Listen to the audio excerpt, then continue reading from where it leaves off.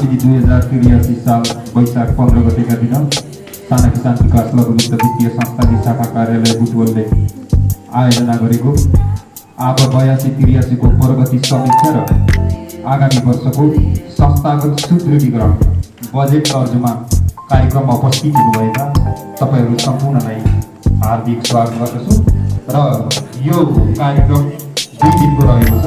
आगामी दिनमा बजेट तर्जुमा गर्दा के कुरामा ध्यान दिनुपर्दछ र विगतमा संस्थामा भएका उपलब्धिबारे छलफल गर्नेछौँ।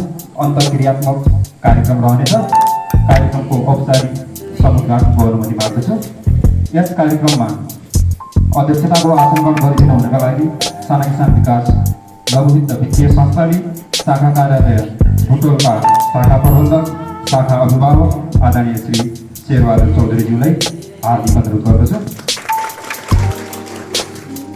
त्यसै गरी उपस्थित सम्पूर्ण साझेदार संस्थाका मुख्य प्रबन्धक कर्मचारीज्यू शाखा कार्यालय बुटवलका आदरणीय सम्पूर्ण सरहरूलाई यथास्थानमा आसन ग्रहण गरिदिनु हुनका लागि